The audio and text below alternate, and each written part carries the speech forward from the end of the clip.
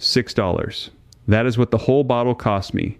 One small bottle sitting on the bottom shelf, half hidden behind the $40 bags everyone reaches for. Let me set the scene. It is a Saturday morning in June. The coffee is still warm in my hand. I walk out to the tomato bed. I have babied since April. The soil is fed. The label said so. And the leaves are going pale. Not brown, not dead. Just pale, tired, giving up. I had done everything the bag told me to do. That is the part that stung. Here is the quiet villain in this story.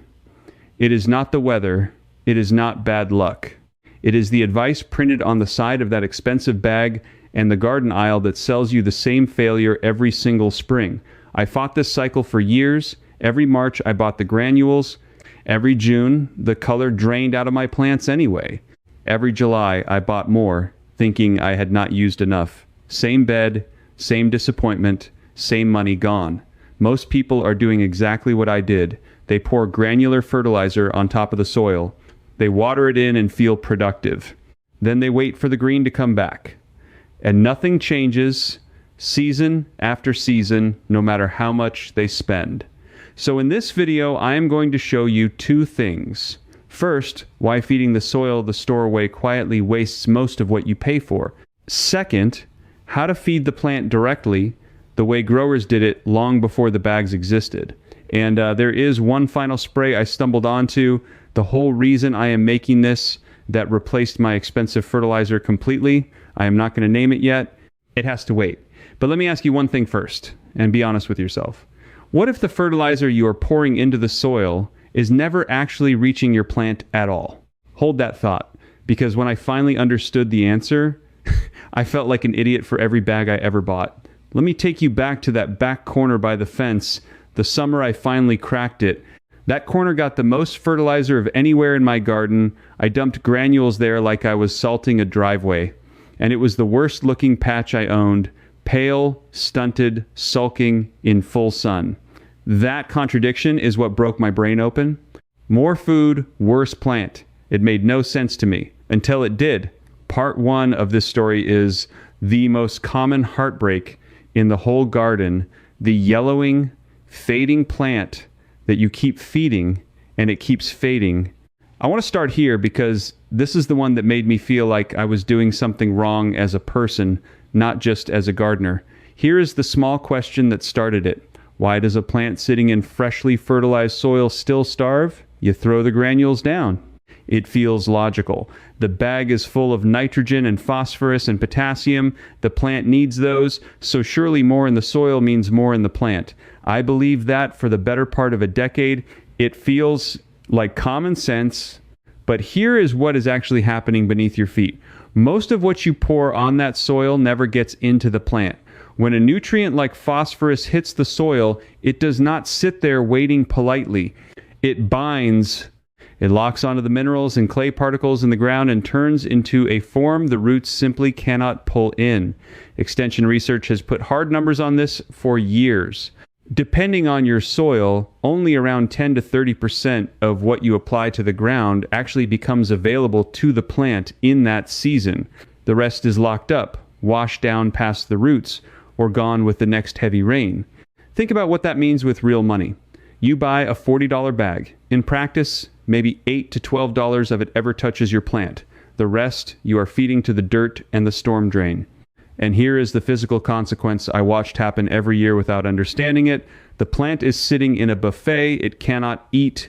The nutrients are right there, inches away, chemically handcuffed to the soil. The leaves go pale because the plant is starving in the middle of plenty. That pale green is not laziness. It is a nutrient the roots literally cannot reach. So here is the reframe that changed everything for me. The problem was never how much I was feeding. The problem was where. Now let me give you the ways to actually fix the soil side, from the simplest thing you can do this afternoon to the one that takes real patience. The simplest floor is to stop dumping fertilizer on dry ground. Water the soil first, then feed, then water again lightly. Dry soil locks nutrients up faster, and a granule sitting on dry dirt in July does almost nothing. This costs you nothing but a change in order. The next step up is to feed the soil life instead of the plant directly. A thin layer of compost, no more than ½ an inch to an inch worked into the top, gives you the microbes that unlock those locked nutrients. Those microbes are the key that fits the handcuffs. Without them, half your bag stays chained to the clay forever. The most advanced soil move is to test and correct your soil pH before you spend another cent on fertilizer. Most plants pull nutrients best when the soil sits between 6.0 and 7.0. Push outside that window and phosphorus and iron lock up hard, no matter how much you add. A soil test kit costs about $10 to $15, and it will tell you in an afternoon why every bag you bought was fighting a losing battle. If you keep getting this wrong, here is what you stand to lose. Not just money, though that adds up to hundreds a year. You lose the season. You cannot get June back. A plant that spends its best growing weeks starving never fully catches up no matter what you do in August. So fixing the soil helps. It genuinely does. But even after I corrected my soil, even after the compost and the pH, my plants were still slow to respond in the heat of summer. The soil fix works on soil time, which is slow. And that gap, that maddening lag between feeding and greening, is what pushed me to the second half of this story. And if this way of thinking about plants and soil resonates with you, there is something I want to put in your hands right now. I have been going deep into the old Amish growing traditions for a while now, and I put everything I found into a set of guides called the Amish Soil Guide, the Amish Lawn Guide, and the Complete Amish Yard Field Edition. These are the methods that small, serious growers quietly kept alive while the rest of us were buying bags. You can find them linked in the description for $97, and honestly, one good growing season will make that look like nothing. If you want to go further than this video can take you, that is where to go. But let me bring you back to where we were, because the second half of this story is the part nobody in the garden aisle wants to talk about. Part 2 is a completely different problem, and it is the one nobody in the garden aisle wants to talk about because there is no expensive bag to sell you for it. Here is the blunt truth of it. Your plant does not only eat through its roots, it eats through its leaves. And feeding the leaves is faster than anything you can do to the soil. The universal mistake here is treating the leaves like they are just solar panels, just there for sunlight, with all the eating happening down below. I made that mistake for years. I thought spraying anything on leaves was either watering or spraying poison. Feeding never entered my head. The slow, costly consequence of that belief is that you wait weeks for soil feeding to show up in the plant. And in a short growing season, weeks are everything. You watch the plant stay pale while the fertilizer slowly, maybe, becomes available. Meanwhile, the growing window closes. So let me give you the ways to feed the leaf directly. Cheapest first. Method 1 is the simplest possible foliar feed, and it is almost free. A single tablespoon of Epsom salt dissolved in a gallon of water, sprayed onto the leaves. Epsom salt is magnesium sulfate, and magnesium is the atom sitting at the dead center of every chlorophyll molecule in that leaf. That is not a slogan, it is the actual structure. No magnesium, no green. When a plant goes pale between the veins on its older leaves, it is very often screaming for magnesium, and a leaf can take that magnesium in directly, in hours, instead of waiting on locked up soil. A big bag of Epsom salt costs a few dollars and lasts a whole season. Method 2 is a balanced foliar feed using a diluted liquid seaweed or kelp concentrate. This is where I stopped being a skeptic. Seaweed is not really about the big 3 numbers on a fertilizer bag. It carries trace minerals and natural plant hormones, the growth promoters called cytokinins, that tell the plant to push new growth and hold its color. You mix it far weaker than the bottle for soil use, usually about a tablespoon per gallon, and you spray a fine mist over and under the leaves. A $6 bottle of concentrate makes dozens of gallons. That was the moment the math started to turn against every big bag in my shed. Method 3 is the one a serious grower reaches for, a complete foliar feed combining a gentle nitrogen source with that seaweed base, applied on a schedule every 10 to 14 days through the growing season. This is what greenhouses and market growers have quietly done for decades. it keeps a steady trickle of everything the plant needs going in through the leaves, so the plant never hits that pale, starving stall in the heat of summer. Now, here is the mechanism under all three, the thing that makes leaf feeding work at all. A leaf is not sealed. Its underside is covered in tiny pores called stomata, and the surface can absorb dissolved nutrients directly into the plant. When you spray a fine mist of dissolved food onto a leaf, the plant pulls it straight in and moves it where it is needed within hours, not weeks. There is no soil to lock it up, no clay to bind it, no rain to wash it past the roots.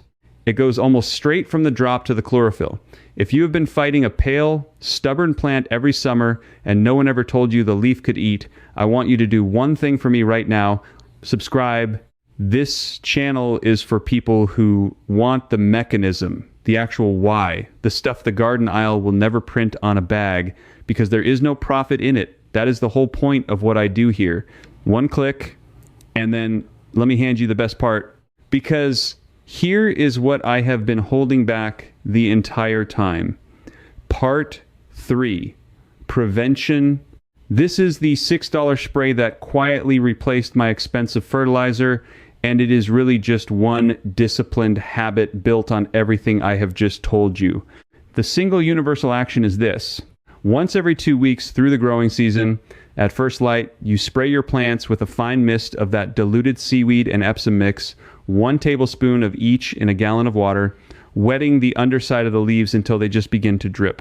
Now let me tell you why it works so completely. And this is the buried fact that turned all of it around for me. Back in the 1950s, a researcher named H.B. Tukey at Michigan State did something clever. He fed plants nutrients tagged with a harmless radioactive tracer, some through the roots, some sprayed on the leaves. Then he tracked exactly where it went and how fast. The leaves won, and it was not close. Nutrients sprayed on the foliage were absorbed and moved through the entire plant within hours at efficiencies that made soil feeding look like throwing money at the ground. Where the soil delivered a fraction of what you applied, the leaf could take in the vast majority of it and take it in fast. Sit with that. That research is over 70 years old. The knowledge that a leaf feeds better than soil was proven, measured, and published before most of us were born. And then it was quietly buried under decades of heavy bags, because you cannot build an industry on a $6 bottle that lasts all summer. The growers who preserved this never stopped using it. Old market gardeners were spraying weak seaweed and fish brine on their crops long before anyone printed a 3-number code on a plastic sack. It was never lost. It was just outsold. The material could not be simpler. A small bottle of liquid seaweed concentrate, around $6, and a bag of Epsom salt, a few dollars more. To apply it, you mix a tablespoon of each into a gallon of water in any pump sprayer and mist the leaves at dawn when the stomata are open and the sun will not scorch the wet foliage. That timing matters. Spray in the cool of early morning, never in the blazing heat of midday, or the droplets can burn the leaf they are meant to feed. And here is the figure that still makes me shake my head. I used to spend well over $100 a season on granular bags, most of which fed the dirt. Now one $6 bottle and a cheap bag of salt carry me through the entire growing season, and my plants are greener than they ever were on the expensive stuff. That is the whole story of this video in one sentence. The knowledge existed, it was proven decades ago, it got buried under products, a few growers kept it alive, and now it is yours. Let me tell you which path fits you. If you have a small kitchen garden or a few beds and raised planters, go straight to the foliar spray as your main feed. You will save the most money and see color come back the fastest. If you have heavy clay or sandy soil that never seems to hold anything, fix the soil first with compost and a pH test, then use the spray on top to cover the gap while the soil slowly heals. And if you have a big plot or a lawn where misting every leaf is not realistic, lean on the soil corrections and reserve the spray for the plants that matter most, the ones going pale in the heat. Now, here is the new problem you are about to run into, and I would rather warn you than let it catch you the way it caught me. Once you start foliar feeding, you will get greedy. You will want to spray stronger or more often, chasing even faster results. And a spray that is too strong or laid on in the wrong heat will scorch your leaves with brown, crispy edges, the very damage you were trying to prevent. Getting the dilution and the timing exactly right is its own small skill. If that is where you are headed, if you are worried about burning the very leaves you are feeding, leave me a comment with the word scorch and I will know to help. Tell me what you are spraying and when. For years I thought the answer had to be expensive, that a healthy garden was something you bought back one bag at a time. It was not. It was something quietly taken from me and sold back at a markup. Now you have it back.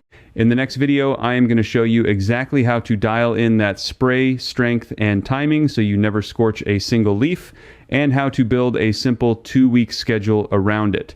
Subscribe so it lands in front of you when it goes up, because this is the part that turns a good idea into a garden that never goes pale again. If you're still with me, here's where this goes next. Inside the Amish Garden Circle, I share the exact spray recipe and the full schedule, picking up right where this video stopped. And if something puzzles you, ask me directly. I answer you myself, not a machine. You'd be joining thousands of Old Ways gardeners just like you. Just point your phone's camera at the code on screen, cancel anytime with one click. Now, before you spend another afternoon on your knees pulling weeds, let me show you a much easier way. There's a simple 1-minute trick that keeps them gone. That video's starting right here, so stay with me.